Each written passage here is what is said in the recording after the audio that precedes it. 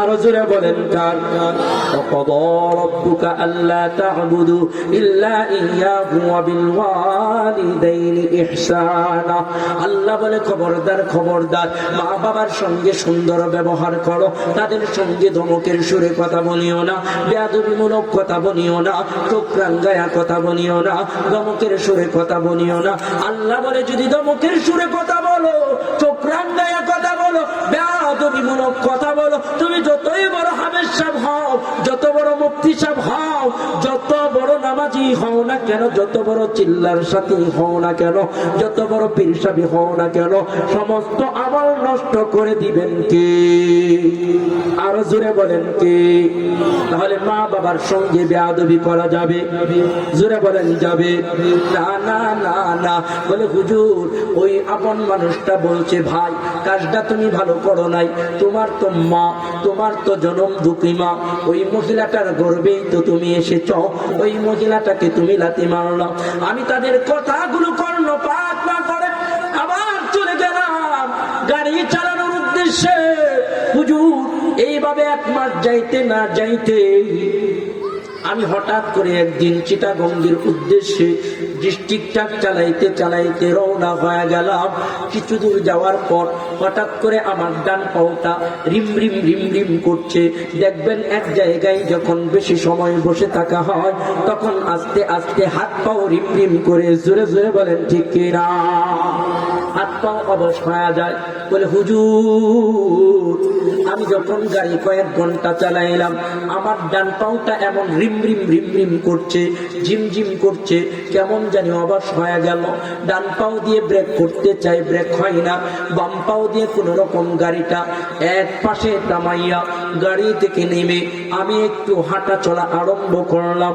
কিছুক্ষণ হাঁটার পর আমার দেহ, আমার পাও আগের মতো হয়ে গেল। আমি মনে মনে ভাবলাম দীর্ঘক্ষণ গাড়ি চালানোর কারণে মনে হয় আমার পায়ে এমন সমস্যা হয়ে গেল। হুজুর গো আমি যখন আবার কিছু সময় গাড়ি চালাইলাম পুনরায় আমার পাওটা রিম রিম করে ঝিমঝিম করে অবশ হয়ে যায়। আবার গাড়ি থেকে নামলাম, কিছুক্ষণ হাঁটাহাঁটি করলাম, আবার গাড়িতে উঠলাম, আবার কিছুক্ষণ গাড়ি চালাই, আবার আমার পাও রিম রিম ঝিমঝিম আরম্ভ হয়ে যায়, অবশ হয়ে যায়। আমি দ্রুত চট্টগ্রাম পৌঁছাই। চট্টগ্রাম থেকে ঢাকা ব্যাক করে একজন ডাক্তারের সঙ্গে পরামর্শ করলাম। ডাক্তার প্রেসক্রিপশনের মধ্যে ক্যালসিয়াম ট্যাবলেট লিখে দিল। ডাক্তারের পরামর্শ অনুযায়ী, প্রেসক্রিপশন অনুযায়ী আমি ওষুধ খাইতে আরম্ভ করলাম। ক্যালসিয়ামের ওষুধ খাইতে শুরু করলাম। যেদিন ওষুধ খাই ভালো থাকি, ওষুধ খাওয়া বন্ধ করি আবার শুরু হয়। এমন করতে করতে 2-1 মাস চলে গেল। এখন আমার পায়ের রং পরিবর্তন আরম্ভ হয়ে গেছে। জোরে জোরে বলেন নাউজুবিল্লাহ। দেখবেন যেই মানুষগুলোর প্যারালাইজ হয়, ওই যেই সাইড অবশ হয়ে যায় ওই সাইডের রং পরিবর্তন হয়ে গেলাম। ভারত গেলাম, যখন সেখানে যাইয়া চিকিৎসা করলাম, পরীক্ষা নিরীক্ষা করলাম। পরীক্ষা নিরীক্ষা করার পর ওই ডাক্তার আমার রিপোর্ট দেখে বলছে ভাই আপনার পায়ের হাড়টির ক্যালসিয়ামের মধ্যে আমার এক পয়জন জমেছে, এমন এক ভাইরাস জমেছে যেই ভাইরাসের চিকিৎসা আমাদের কাছে নাই।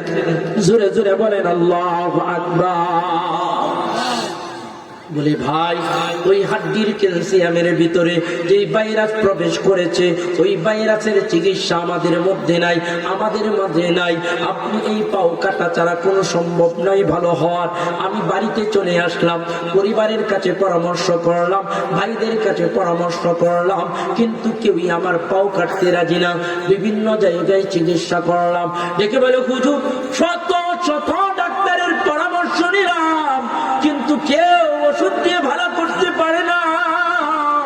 শেষ পর্যন্ত ডিসিশন নিলাম আমার পাওটা আমি কেটে ফেলবো।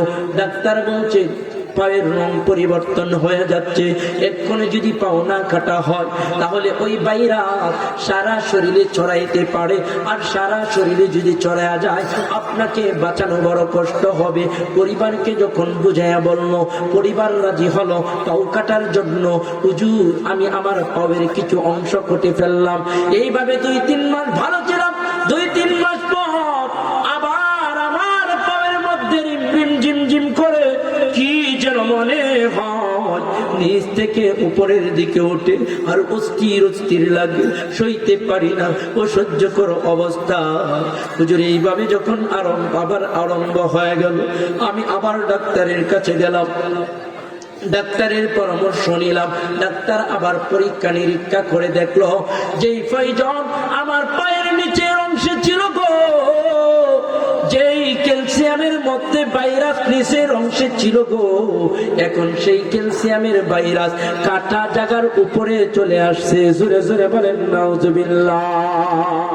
এর রাজবাড়ির মুসলমান, মায়ের সঙ্গে বেয়াদবি করবা এমন ফল তোমারও হবে, বাবার সঙ্গে বেয়াদবি করবা এমন ফল তোমারও হবে। দেখে বলে হুজুর আমি আবার বড় অস্থির হয়ে গেলাম। ডাক্তার বলল আবারও পাও কাটতে হবে গো। আমি 2 বার পাও কাটলাম, তৃতীয়বার আবার সেই রূপ দেখা দিল। আবারও ডাক্তারের কাছে গেলাম, তৃতীয়বার আবারও সেই রূপ দেখা দিল। এই চিন্তায় আমি অস্থির হয়ে গেলাম। হাসপাতালের বেডের মধ্যে শুয়া শুয়া কান্দি আর মাওলারে ডাকি, মাওলা তুমি আমারে মাফ কইরা দাও, তুমি আমারে মাফ কইরা দাও। এমন করে করে কান্দি। আমার আপনজনেরা আমারে দেখতে আসে, ফল ফ্রুট নিয়ে দেখতে আসে। ডেকে বলে হুজুর একদিন আমার এক আলেম ভাই আমাকে দেখার জন্য হাসপাতালে যায়। আমাকে দেখে আমার মাথায় হাত দিয়া সান্ত্বনা দেয়। ডেকে বলে ভাই আল্লাহর কাছে মাফ চাও, আল্লাহর কাছে ক্ষমা চাও, আল্লাহ হয়তো তোমাকে সুস্থ করে দিতে পারেন। এমন করে আমার ভাই আমারে সান্ত্বনা দেয়, আলেম ভাই আমাকে সান্ত্বনা দেয়, হাফেজ ভাই আমাকে সান্ত্বনা দেয়। আমার ভাই আমাকে নিচু সুরে নরম সুরে একটা কথা বলছে, ডেকে বলছে ভাই আমি একটা কথা বলবো, যদি রাগ না করো আমি একটা কথা বলবো, যদি গুসা না করো আমি একটা কথা বলবো, যদি কোনো কিছু মনে না করো।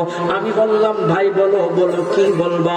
ওই কোরআনে হাফেজ ভাই আলেম ভাই ডেকে বলছে ভাই আমি যতদূর জানি তুমি তোমার মার গায়ে এই পাও দিয়ে লাথি মারছিলা, সঙ্গে সঙ্গে আমার মনে পড়ে গেছে আমি তো 1-1.5 বছর আগের রাগের মাথায় আমার পাও দিয়ে আমার মায়ের গায়ে লাথি মারছিলাম, আমার মনে পড়ে গেছে।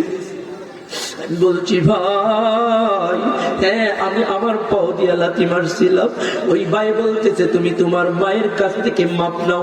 আমি বললাম ভাই আমার মা তো আমারে মাপ কইরা দিছে। ভাই বলছে না না বাড়িতে চলে যাও, মায়ের পায়ে পড়িয়া যাও, মায়ের পায়ে পড়িয়া কান্দো। হুজুর সঙ্গে সঙ্গে দেরি না করি আমি আমার ভাইকে বললাম ভাই একটা গাড়ি আনো, আমি বাড়িতে যাব। বাড়িতে যাইয়া মায়ের পায়ে ধরে কান্না শুরু কইরা দিলাম। আমার মা বলতেছে বাবা কেন কান্দো? মৃত্যুর ভয়ে কান্দো? আমি তো তোমার জন্য দোয়া করি আমার হায়াত থেকে যেন আল্লাহ তোমার হায়াত বাড়ায়া দেয়। জোরে জোরে বলেন সুবহানাল্লাহ। যে মায়ের এত কষ্ট দিল ওই মা সন্তানের হায়াতের জন্য কান্দে, ওই মারে কষ্ট দিও না। ওই মারে কষ্ট দিলে কিন্তু আল্লাহ সহ্য করে না। জোরে জোরে বলেন ঠিক না? আল্লাহর নবী ফরমান আল জান্নাতু তাহতা আকদামিল উম্মাহাত, মা বাবার পায়ের নিচে সন্তানের জান্নাত। হুমা নারুকা ওয়া হুমা জান্নাতুকা, মা বাবাই জান্নাত, মা বাবাই জাহান্নাম। যারা ঈমানি হালতে মা বাবার খিদমত করবে গো তাদের জন্য জান্নাত তৈরি থাকবে। ডেকে বলে হুজুর আমি যখন আমার মায়ের পায়ে ধরে কান্না শুরু করে দিলাম, আমার মা বলতেছে বাবা কিচ্ছু হবে না। আমি বললাম মা আজকে বিশেষ একটা জিনিস চাইতে আসলাম। মা আমার বলে বাবা কি চাও বলো বলো। আমি মা নিঃশর্তে তোমার চাওয়া পূরণ করতে তৈয়ার। জোরে জোরে বলেন সুবহানাল্লাহ। দুখুনি মা একা একা শুয়া আছে কবরে, আলো নাই রে বাতাস নাই রে প্রিয় আমার কবরে, আলো নাই রে বাতাস নাই রে প্রিয় আমার কবরে, দুখুনি মা একা একা শুয়া আছেন কবরে, আলো নাই রে বাতাস নাই রে প্রিয় আমার কবরে। আমি যখন প্রস্রাব করতাম প্রিয় আমার গায়েতে,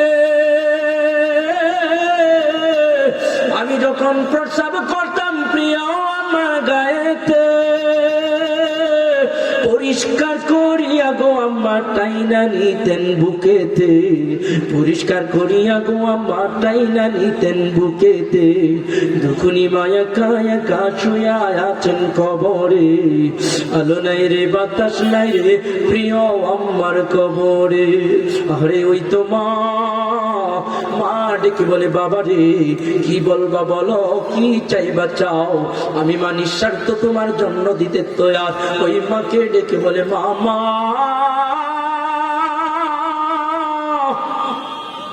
ও মা,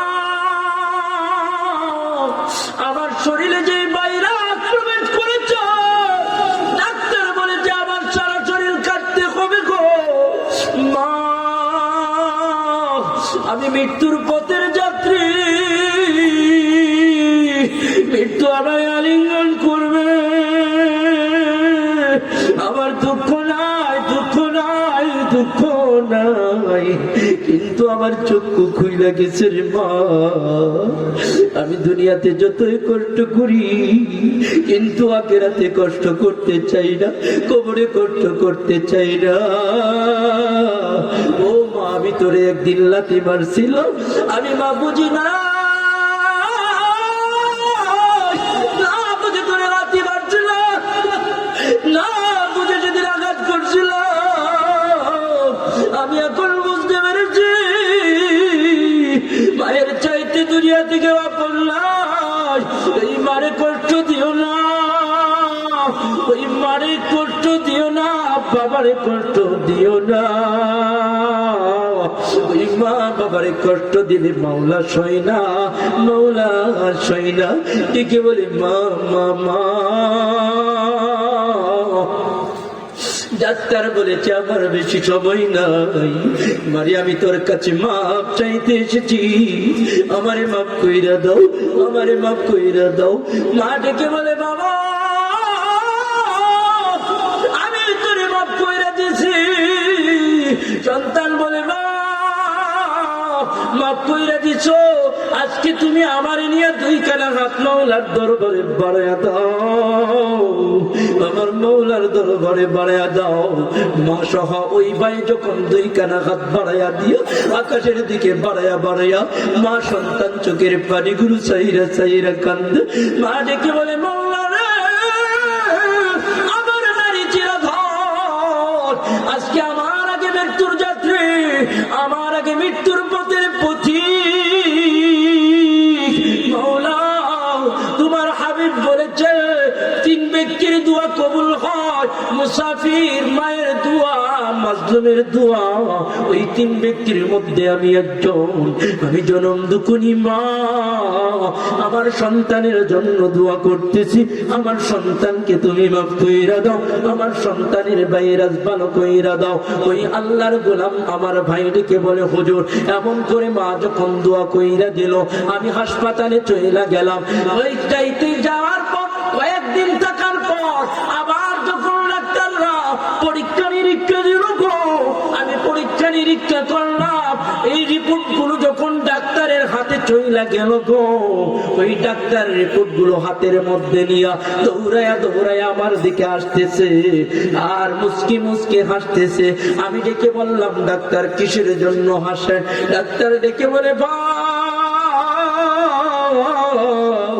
আজকে রিপোর্ট শুনে বড় আমি আনন্দিত হয়ে গেলাম। রিপোর্টের মধ্যে যতদূর দেখলাম তোমার শরীরে আর কোনো ভাইরাস নাই। জোরে জোরে বলেন সুবহানাল্লাহ। সুখেতে পড়ছি যখন শীতানে বসিয়া, ও সুখেতে পড়ছি যখন শীতানে বসিয়া, কত আদর করছো মা গো মাথায় হাত বোলায়া।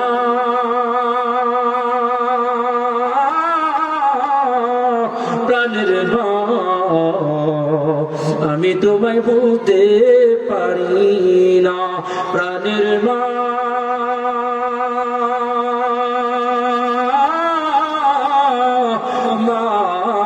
গো, আমি তোমায় ভুলতে পারি না।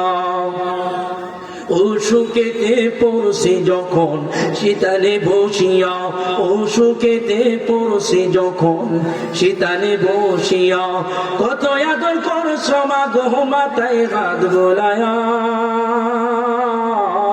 প্রাণের মা আমি তোমায় ভুলতে পারি না, আমি তোমায় ভুলতে পারি না।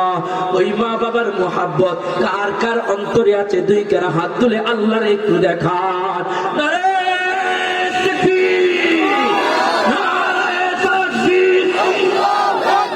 কুরআন সুন্নাহর আলো, কুরআন সুন্নাহর আলো, নারে তাকবীর। হাত নামান। সম্মানিত হাজিরিন, মার ভালোবাসার দরকার আছে না নাই? মা বাবার মোহাব্বত অন্তরে রাখার দরকার আছে না নাই? মা বাবার খেদমত করার হুকুম কার? জোরে বলেন কার? আল্লাহ। যদি মা বাবার খেদমত করে থাকেন অথবা মা বাবার মোহাব্বত অন্তরে থাকেন, কেউ যাবেন না। রাজি আছেন না ইনশাআল্লাহ?